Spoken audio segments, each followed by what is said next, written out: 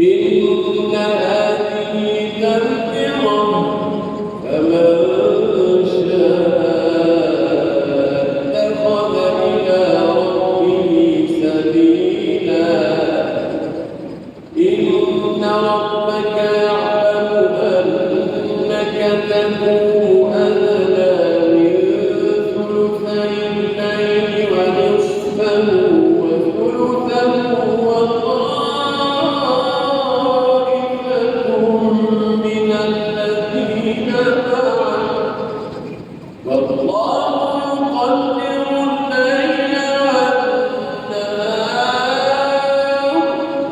علم أن لن تحصوه فتاب عليكم فاقرؤوا ما تيسر من القرآن علم أن سيكون منكم مرضى وآخرون يضربون في الأرض يبتغون من فضل الله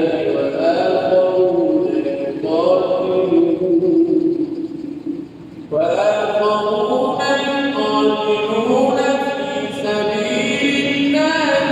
فاقرؤوا ما تيسر منه وأقيموا الصلاة وآتوا الزكاة وأقرضوا الله قرضا حسنا